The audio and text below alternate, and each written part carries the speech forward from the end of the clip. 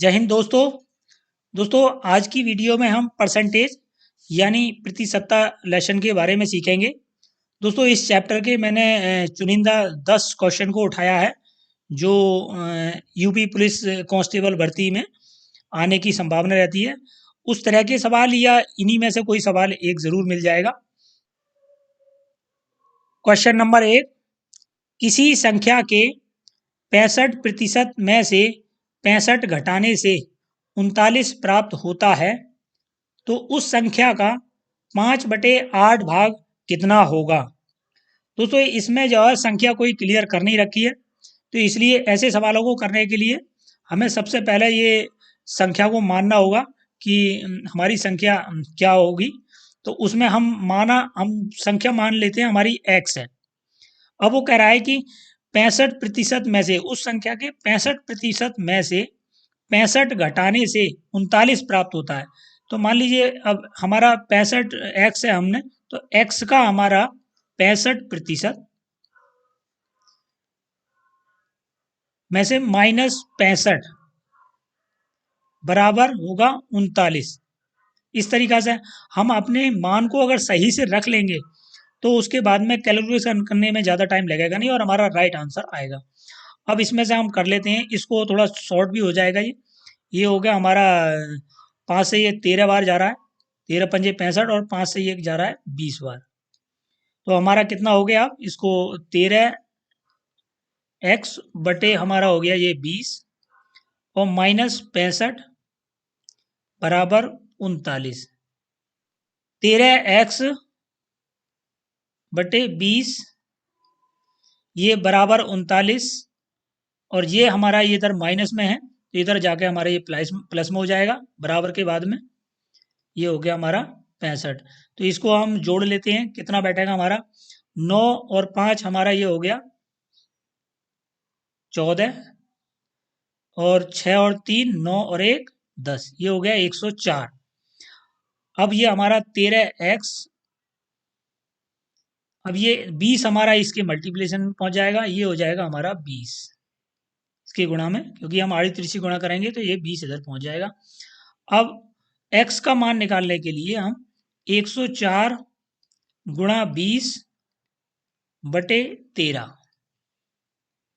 अब 13 से हम इसको काट देते हैं, ये पूरा पूरा कट रहा है। 13 अट्ठे 104, 8 दूनी 16, ये हो गया हमारा 160। x की वैल्यू हमारी निकल गई 160, यानी कि हमारे जो संख्या का मान है वो 160 है। अब वो पूछ रहा है सवाल में कि 5/8 भाग कितना होगा। हम 160 का अब 5/8 भाग निकाल लेते हैं। 5/8, 8 दूनी 16, 20 और 20 पंजे 100। तो ये हमारा तीसरा वाला राइट आंसर होगा। नेक्स्ट दोस्तों क्वेश्चन नंबर 2, किसी संख्या के 3/7 का 2/7 का 2/5 भाग 96 है तो उस संख्या का 200% कितना होगा। दोस्तों इसमें कोई संख्या क्लियर नहीं है कि हमारी संख्या क्या है, और वो क्लियर ये कह रहा है कि उस संख्या का 3/7, 2/7 और 2/5 भाग जो घटने के बाद में ये हमारा मतलब 2/5 भाग ये हमारा 96 है। तो इस संख्या को हमें अगर संख्या निकालने के लिए सिंपली हम 96 को ये जो हमारा 3/5 है इनको पलट देंगे सीधे।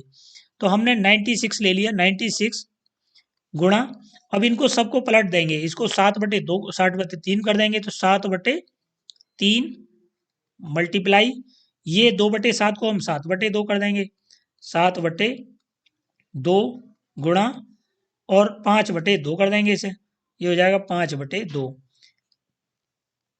सिंपली उस संख्या का हमारा इतना मान है तो इसको पलटते चले जाएंगे, यानी कि हम बैक जा रहे हैं इधर की साइड को तो संख्या पे पहुंच जाएंगे। सिंपली इसको बैक जाने पे इसको सेम लिख लेंगे और बाकी जो भिन्न वाले होते हैं उनको पलट लेते हैं। अब इनको हम सिंपल काट देते हैं। ये यहाँ पे हमारा जो है 3 से 3 की और इनकी आपस में गुणा करेंगे तो ये हमारी 12 बैठेगा, 3 दूनी 6 और दूनी 12 और 12 से हम सीधे सीधे काटेंगे इसको तो 12 अट्ठे 96। तो हमारा ये हो गया। अब ये इसकी जो है 8 की और 5 की गुणा कर लेते हैं दोस्तों, थोड़ा सिंपल पड़ जाएगी, हमें एक जीरो मिल जाएगा। तो 8 पंजे 40 गुणा, अब इन दोनों की गुणा कर लेते हैं, 7 सत्ते 49। अब इनकी हम मल्टीप्लाई कर देते हैं, एक जीरो तो हम ऐसे ही ले लेते हैं, अब 4 की कर देते हैं, 4 नेम 36 के 6 हासिल लगे 3, 4 चौक 16 और 3 19, ये हो गया हमारा 1960। यानी कि हमारी जो संख्या है वो 1960 है, लेकिन वो क्वेश्चन पूछ रहा है कि 200% कितना होगा उसका। तो अब हम 1960 को 200% कर देते हैं, यानी कि 200% यानी कि डबल। तो इसको हम काटेंगे, ये 2 बार जाएगा, तो ये हो गया हमारा 2 जीरो जीरो, 2 छक्का 12, एक हासिल, 2 नेम 18 और 1 19, एक हासिल, 2 इकन 2 और 1 3। तो हमारा ये राइट आंसर होगा चौथा वाला। नेक्स्ट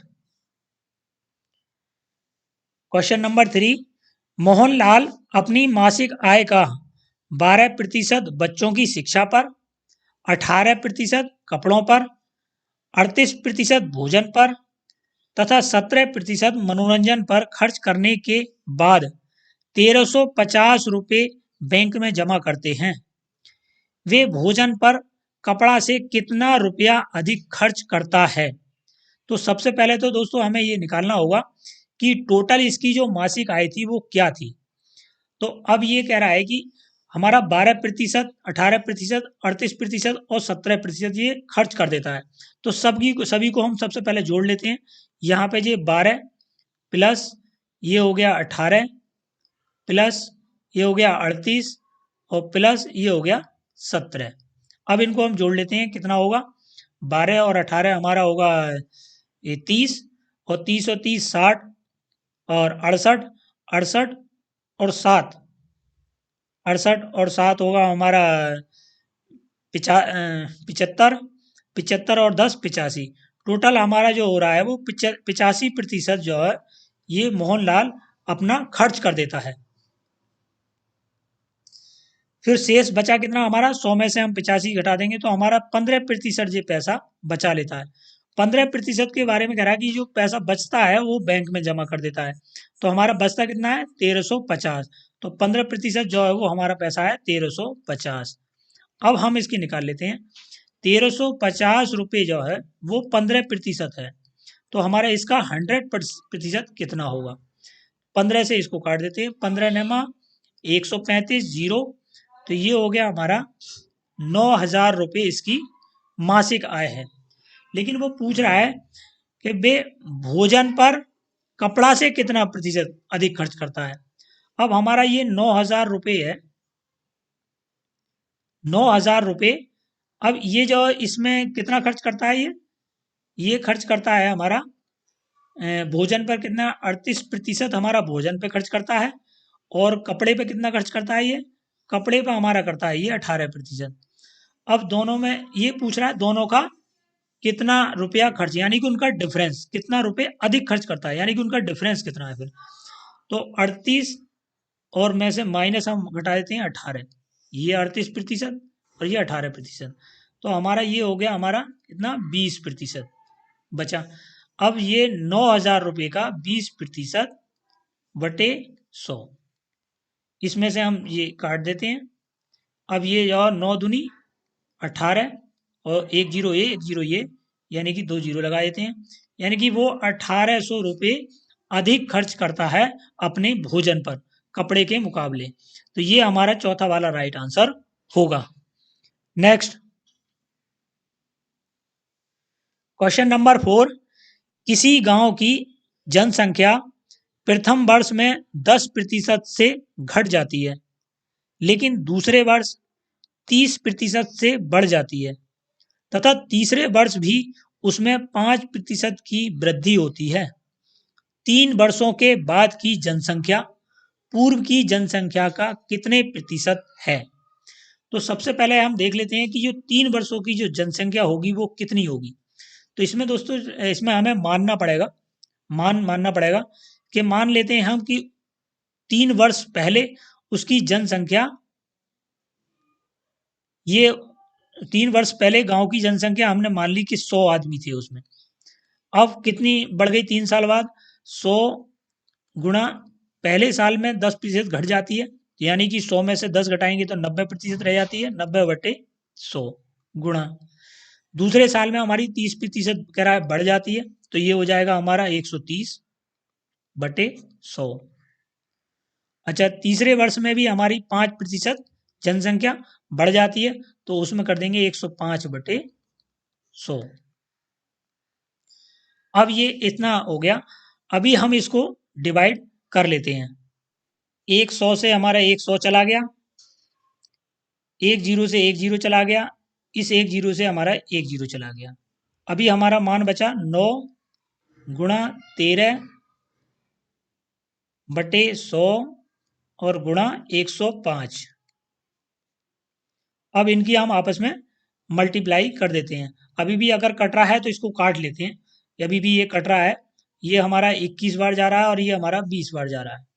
तो अभी हमारा बचा 9 गुणा 13 गुणा 21/20। अब ये इतनी बार हो गया। अब इसको हम देख लेते हैं कहीं कट जाएगा, नहीं कटेगा, तो अब इसकी हमें करनी पड़ेगी इसकी मल्टीप्लाई। मल्टीप्लाई हम इसको करेंगे, इनकी मल्टीप्लाई हम करेंगे, तो इसकी मल्टीप्लाई हमारी होगी ये 13 117 गुणा 21/20। अब इसको और करके देखते हैं गुणा हम, तो ये होगा हमारा 21 सत्ते 147। ये हो गए हमारे 14 हासिल बचे। 21 ही करना, 21 और 14, 21 4 25 और 10 35 के 5 हासिल लगे हमारे 3, और 21 ही करना, 21 और 3, ये हो गए हमारे 24, यानी कि 2457 हो गए 20। अब दोस्तों इसको हम डिवाइड करेंगे, तो इसको हमारा आएगा ये 122.85, क्योंकि दोस्तों ये फुल में कटेगा नहीं, 122.85 आएगा। अब वो कह रहा है कि 3 वर्षों के बाद की जनसंख्या पूर्व की जनसंख्या का कितने प्रतिशत है। अब हमने 3 वर्ष पहले जो मानी थी वो 100 मानी थी, अब बाद की 3 साल बाद की होगी हमारी 122.85। तो अब 122.85 माइनस पिछली वाली हम घटा देते हैं, तो ये हमारी बैठी 22.85%। इतने प्रतिशत हमारी है, तो ये हो गया चौथा वाला राइट आंसर। नेक्स्ट प्रश्न नंबर 5, 400 लीटर दूध तथा पानी के मिश्रण में 10% पानी है। यदि मिश्रण में 80 लीटर दूध डाल दिया जाए तो मिश्रण में पानी का प्रतिशत कितना होगा। अब दोस्तों इसमें कह रहा है कि हमारा जो मिश्रण है वो 400 लीटर का है, 400 लीटर का मिश्रण है, जिसमें 10% हमारा पानी है, तो 400 का 10% कितना होगा हमारा 40, यानी कि 40 लीटर इसमें पानी है, और इसमें दूध जो है फिर बचा हमारा 360 लीटर हमारा दूध है। अब वो कह रहा है कि इसमें हमारा जो है 80 लीटर दूध और डाल दिया जाए, तो हमारा 80 लीटर इसमें और डाल देंगे, तो ये हमारा हो जाएगा 440 लीटर, तो हमारा दूध हो जाएगा और 40 लीटर हमारा पानी ही रहेगा, क्योंकि पानी तो सेम वही रहेगा। तो हमारा टोटल मिश्रण हो जाएगा ये 400, ये हो जाएगा 480 लीटर का मिश्रण हो जाएगा। तो मिश्रण में पानी का प्रतिशत कितना है। अब पानी हमारा कितना रह गया है, पानी तो हमारा 40 ही रह गया है। अब मिश्रण टोटल कितना हो गया 480 गुणा 100, क्योंकि वो प्रतिशत में पूछ रहा है। अब इसको हम काट लेते हैं, 0 से 0 काट लेते हैं और इसको काट देते हैं, 4 का ना 4 और 4 दूनी 8, ये हमारा 12 बार गया। अब इसको हम काट के देते हैं, कितने में कटा 12 अट्ठे 96, बचे हमारे 4/12, ये हमारा कट रहा है, शॉर्ट हो रहा है, ये हमारा हो रहा है 4 का ना 4 और 4 तिया 12, यानी कि 8 सही 1/3% पानी का प्रतिशत होगा। तो ये हमारा कौन सा होगा, ये हमारा सेकंड वाला राइट आंसर होगा। क्वेश्चन नंबर 6, दाल के मूल्य में 30% की कमी हो जाने से कोई व्यक्ति 350 रुपये में 7 किलो दाल अधिक खरीद पाता है, तो दाल का प्रति किलो घटा हुआ मूल्य क्या है? दोस्तों 350 रुपये में वो 7 किलो दाल अधिक खरीद पाता है, तो वो पूछ रहा है दाल का प्रति किलो घटा हुआ मूल्य क्या है। सिंपल है, इसमें हम जो है ये 350 रुपये हमारे और 7 किलो दाल, तो हमारा रेट आ गया, और ये 30% इसमें कमी कर रहा है, तो हम 30% से इसको मल्टीप्लाई कर दें, इसको सॉल्व कर लें। 7 पंजे 35, 0, 50 दूनी 100, और 2 से इसको काटेंगे 15, तो हमारा आ गया ये 15 रुपये। जो घटा हुआ मूल्य है वो हमारा 15 रुपये, तो इसमें पहला वाला राइट आंसर होगा। क्वेश्चन नंबर 7, कोई दुकानदार जब टीवी के मूल्य में 50% की वृद्धि कर देता है, तब उसकी बिक्री 20% से घट जाती है, उसकी आय पर अब क्या प्रभाव पड़ेगा? दोस्तों इसका एक छोटा सा एक फॉर्मूला है जो मैं आपको अच्छी तरीक़ा से समझाऊंगा। इसमें जैसे दोस्तों अगर इसमें जो एक जगह वृद्धि हो रही है, एक जगह घट रहा है, या फिर दोनों जगह घट रहा होगा, कहीं दोनों जगह बढ़ भी रहा होगा। यहाँ पे एक जगह हमारी वृद्धि हो रही है तो दूसरी जगह उसकी बिक्री घट रही है। कहीं कहीं पे ऐसा सवाल आएगा कि यहाँ पे भी वृद्धि हो रही होगी और यहाँ पे भी वृद्धि हो रही होगी। कहीं कहीं ऐसा आएगा कि यहाँ पे भी कमी हो रही होगी और यहाँ पे भी कमी हो रही होगी। तो उसका एक मैं सिंपल फार्मूला बताऊंगा, आपको वही फार्मूला लगाना है। तो इसमें क्या लगाना है, दोनों प्रतिशत को, इसको जो है हमें ऐसे लिख लेना है, जो वृद्धि हो रहा है उसको प्लस में और जो घट रहा है उसको माइनस में। तो हमारा ये 50 हमारा जो है ये वृद्धि हो रहा है तो 50 हमारा प्लस में होगा। अब 20 जो हमारा ये घट रहा है तो 20 हमारा ये माइनस में हो गया। अब ये इसको हम ले लेते हैं ब्रैकेट में। अब जो है यहाँ पे हमें लगा देना है ये माइनस, मैं बताऊंगा क्यों माइनस लगाया गया है। और फिर इन दोनों की अब मल्टीप्लाई कर देनी है, 50 गुणा 20 और बटे में ले लेना है 100। बस सिंपल ये आपको हल कर देना है, इसी से आपका आंसर आ जाएगा। अब इसमें सिंपल है, हमारा ये 30 बचा, 30 में से माइनस, और ये हमारा इसमें से डिवाइड कर देते हैं, 50 दूनी 100 और 2 दहाई के 20, यानी कि माइनस के 10, तो ये हमारा बचा 20। ये प्लस में हमारा आया है तो 20 मतलब 20% वृद्धि। यदि ये माइनस वाला अंक ज़्यादा होता और प्लस वाला ये वाला कम होता तो इसमें जो है आप ये माइनस में आता तो ये कमी मानी जाती।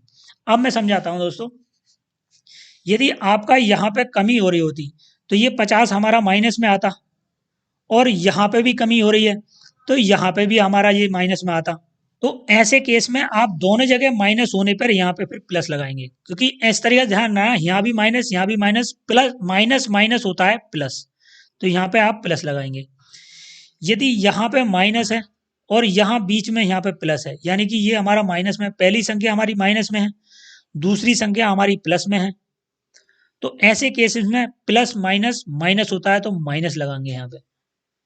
बाकी सेम फॉर्मूला यही रखना है, दोनों की यहाँ पे जो है ब्रैकेट में लगा देना है, जिस तरीके से कमी वाले को माइनस में और वृद्धि वाले को प्लस में, जिस तरीका से लिखे हो, और यहाँ पे उनकी आपस में मल्टीप्लाई कर देनी है और डिवाइड बाई 100। अब इसमें सबसे ज़्यादा जो समस्या आती है दोस्तों ये इस वाले इसमें आती है, ये कहीं पर प्लस लगता है और कहीं किसी सवाल में ये माइनस लगता है। तो उसमें अक्सर दोस्तों बताना बहुत ज़रूरी था आपके लिए, क्योंकि ऐसे सवालों में मैं भी बहुत ज़्यादा कंफ्यूज होता था और इसके कई सारे फॉर्मूले बन जाते थे जिनको याद करना भी मुश्किल हो जाता था। तो इसी वजह से मैं आपको समझाना बहुत ज़रूरी समझ रहा हूँ। आप जो है सिंपली आपको ये देख लेना है, अगर दोनों में माइनस लगा हुआ है तो आप ये लगाना है कि हमारे रूल के अनुसार होता है कि माइनस माइनस प्लस। तो माइनस माइनस जो प्लस होता है, अगर माइनस एक माइनस की दूसरे माइनस से जब गुणा करते हैं हम तो हमारा वहां पे माइनस आता है, तो माइनस माइनस प्लस, तो यहाँ पे लगा देंगे हम प्लस उस समय। अब यहाँ पे हमारा प्लस है और यहाँ माइनस है, तो प्लस माइनस माइनस, तो यहाँ पे हमारा माइनस आ गया। लेकिन यहाँ पे अगर हमारा प्लस होता 20 से पहले और 50 से पहले हमारा माइनस होता, तब भी हमारा माइनस प्लस माइनस होता है तो माइनस ही लगाते। यदि दोनों केसेसों में हमारे प्लस, यहाँ पे भी प्लस है और यहाँ पर भी प्लस है, मैंने दोनों में प्लस है, तो प्लस प्लस की आपस में मल्टीप्लाई करते हैं तो हमारा प्लस ही आता है। तो आप हमेशा ये ध्यान रखें कि यहाँ पे अगर वृद्धि हो रही है तो उसको प्लस में लिखें और जो कमी हो रही है उसको माइनस में लिखें।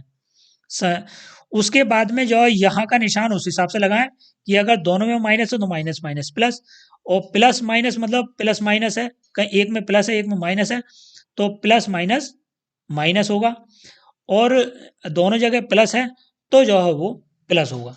अब सिंपल है, आपको जो है कि अगर दोनों जगह पे माइनस है, ये क्लियर रखें, दोनों जगह पे अगर माइनस है तो वहां पे आप जो प्लस लगा दें, और दोनों जगह पे प्लस है तब भी वहां पे प्लस लगा दें, बाकी सब केस में आप माइनस लगाएं यहाँ पे। अब सिंपली इसको घटा दें, यदि जो है यहाँ पे हमारा मान घटने के बाद में अगर माइनस में बचता है तो हमारी कमी मानी जाएगी, और अगर प्लस में बचता है तो वो हमारी वृद्धि मानी जाएगी। तो इसमें हमारा जो 30 में से हमने 10 घटाया है तो यहाँ पे हमारी 20 प्लस में आया है, तो हमारी ये वृद्धि होगी। और अगर ये 30 कम छोटी संख्या होती और ये हमारी बड़ी संख्या होती तो ये माइनस में आता, तो हमारी कमी होती। उम्मीद करता हूँ दोस्तों आपको बहुत अच्छे से ये समझ में आ गया होगा, और शायद आप कभी भूल भी नहीं पाएंगे। नेक्स्ट क्वेश्चन नंबर 8, चमन रमा से जितनी राशि प्राप्त करता है उसका वह 3/5 भाग चंदन को दे देता है। चंदन प्राप्त राशि का 20% रंजन को दे देता है, जो अपने हिस्से का 2/3 भाग शशि को दे देता है। यदि शशि ने कुल 200 रुपये प्राप्त किया हो तो चमन ने रमा से कितने रुपए प्राप्त किया। ये चमन ने रमा से कितने रुपए प्राप्त किए थे। अब सिंपल है, इसमें जो है वही हम उल्टा लेना शुरू कर देते हैं इसको। अब उल्टा किस तरीका से, जो अंत में जो शशि के पास जो प्राप्त हुए हैं वो 200 रुपये प्राप्त हुए हैं, यानी कि 200। अब इसको उल्टा लेना शुरू कर देते हैं, यहां से वो कराया कि 2/3, तो 2/3 मतलब 2/3 को हम 3/2 कर देते हैं। अब ऊपर कह रहा है कि वो 20% यानी कि 20/100, 20% का होगा हमारा 20/100। जहां पर भी अगर संख्या के बाद में प्रतिशत लगा होता है तो वो उसके बटे में 100 हो जाता है। तो यहाँ पे 20% का मतलब हो गया 100/20, उल्टा करते चले जाना है यहाँ पे, गुणा। यहाँ पे कह रहा है 3/5, 3/5 को उल्टा कर देंगे 5/3। अब इसको हम जितना सॉल्व होता है ये सॉल्व कर लेते हैं। ये हम जो है काटेंगे तो इसको हम जो है 20 दाई के, ये 200 सिंपल हमारा कट रहा है, 3 से हमारा ये 3 कट जाएगा, 2 से हमारा फिर कट रहा है ये 2 से कट रहा है ये 5 बार। अब इसकी 5 की और 5 की पचम 25, और गुणा 100 बराबर ये हो गया हमारा 2500। यानी कि जो चमन ने रमा से जो प्राप्त किया था वो 2500 रुपये प्राप्त किए थे। तो हमारा राइट आंसर होगा इसमें पहला वाला। नेक्स्ट, एक चुनाव में 2 उम्मीदवार थे। एक उम्मीदवार ने 43.5% मत प्राप्त किया और वह 3744 मतों से पराजित हो गया, यानी पराजित मतलब वो हार गया इतने मतों से। तो जीतने वाले उम्मीदवार ने कुल कितने मत प्राप्त किए। दोस्तों इस तरीके के सवाल में हमें देखना है, सबसे पहले इसमें यह पता करना है कि जो 3744 हैं वो कितने प्रतिशत हमारे मत हैं। अब वो कह रहा है कि इतने इतने मतों से वो हारा है, तो इसने सिंपल है कि इसने जो हारने वाले ने 43.5% अपने वोट प्राप्त किए हैं, और टोटल वोट होते हैं हमारे 100%।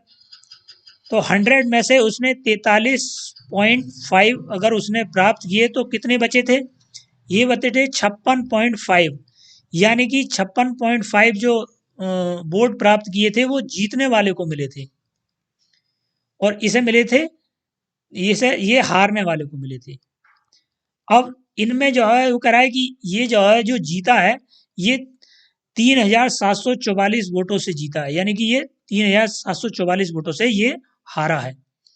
अब इसमें डिफरेंस कितना है, जब इनका आपस में डिफरेंस है अब 57 वो सॉरी 56.5 माइनस 43.5, इसका हम डिफरेंस निकालेंगे तो ये निकलेगा हमारा 13। अब सिंपल हो गया हमारा, जो 3744 जो हमारे वोट हैं वो 13% हैं, क्योंकि इनका आपस में डिफरेंस जीतने वाले को वही 100% टोटल वोट थे, जिसमें से हारने वाले ने 43.5% ले लिए, तो बाकी बचे तो जीतने वाले ने लिए। अब जीतने वाले में और इनमें दोनों में जो डिफरेंस हुआ है वो जो है 3744 मतों का डिफरेंस हुआ है। तो इनके परसेंटेज का भी डिफरेंस ले लेते हैं हम।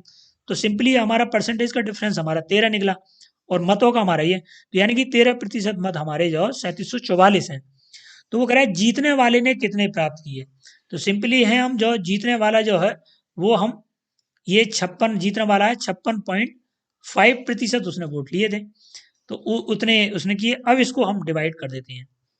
सिंपली ये 13 से कट जाएगा, 13 दूनी 26, कितना बचेगा हमारा, ये बचा हमारा 11, यहाँ हमने 4 फिर जोड़ दिए। अब 13 दूनी 26, 13 39, 13 चौका 52, 13 पंजी 65, 13 छंग 78, 13 91, 13 अट्ठे 104। हम 104 इसमें से हम घटा देते हैं, कितना बचेगा 0 और 1 10 बचे। यहाँ पे फिर हमने 4 लास्ट वाला ले लिया, तो ये हो गया 13 अट्ठे 104। अब ये हो गया 288 गुणा 56.5, इसकी हमें आपस में कर देनी है मल्टीप्लाई। दोस्तों इसकी जो हम मल्टीप्लाई करेंगे तो ये आएगा हमारा 162.72 अब ये पॉइंट में एक पॉइंट हम इसका कट कर देंगे, तो ये बचाएगा हमारा 16,272। तो राइट आंसर होगा हमारा ये। नेक्स्ट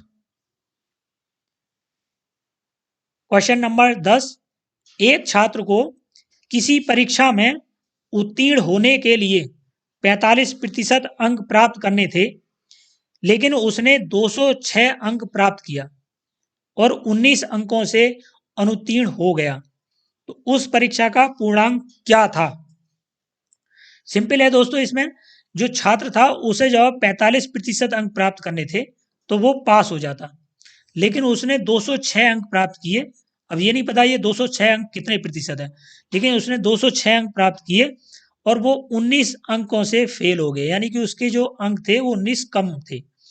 तो अब सिंपल है हमारा, यानी कि 45% जो है बराबर वो हमारा सिंपल है 206 प्लस 19। अगर हम 19 को भी जोड़ देंगे तो हमारा जो टोटल बैठेगा हमारा 225, यानी कि 45% अंक अगर प्राप्त करता वो पूरे, तो 225 अंक प्राप्त करने होते, लेकिन बट वो 45% प्राप्त करके वो उससे कम प्राप्त किया, यानी कि उसने 206, तब वो 19 अंकों से फेल हो गया। अब सिंपल है हमारा, जब 225 अंक हमारे 45% के बराबर हैं तो हमारा पूर्णांक हमारा 100% के बराबर होगा। अब सिंपली इसको काट देते हैं हम, ये हमारा कट जाएगा हमारा 5 नेम 45 और 5 5 चौक 20, 2 पचम 25। अब ये कट रहा है 9 पंजे 45, ये हमारा हो गया पूर्णांक हमारा 500 का ये पूर्णांक था, तो हमारा सेकंड वाला राइट आंसर इसमें होगा। दोस्तों हमारे नेक्स्ट वीडियो में ये परसेंटेज के हम 10 या 11 सवाल मैं और सेलेक्टेड करूंगा, अच्छे से अच्छे जो आपके परीक्षा में आने की बहुत ज़्यादा संभावना होगी। दोस्तों या तो इन्हीं में से कोई सवाल आ जाएगा या इस तरह का कोई और सवाल आएगा, सवाल वही होगा, सिर्फ इसमें से अंक वगैरह चेंज कर देंगे। जैसे ये 206 की जगह कुछ और अंक दे देंगे, यहाँ पे 19 अंक की जगह कुछ और दे देंगे, यहाँ 45 की जगह हो सकता है 55 कर दें या 35 कर दें, तो सिर्फ होगा मतलब उसी तरीका का सवाल, लेकिन सिर्फ ओनली वो कहीं कहीं नंबर चेंज कर देते हैं। तो दोस्तों आप ये तो पक्का नहीं समझे कि इसमें से यही संख्या आएंगी, तो इसलिए इस तरीका के क्वेश्चनों को आप इनका लॉजिक समझने की कोशिश करें, ना कि उनका रट्टा लगाने के लिए कि उसका 500 ही राइट आंसर था, तो 500 नहीं है, वो संख्याएं चेंज कर सकता है। और बाकी अगर आपको कोई आपको कन्फ्यूजन हो इन सवालों से रिलेटेड, तो आप कमेंट्स या टेलीग्राम के माध्यम से कभी भी आप मुझसे संपर्क कर सकते हैं। तो दोस्तों आपको वीडियो अच्छी लगी हो तो लाइक करें, शेयर करें और चैनल को सब्सक्राइब कर लें। वीडियो पर अंत तक बने रहने के लिए धन्यवाद। Thanks for watching.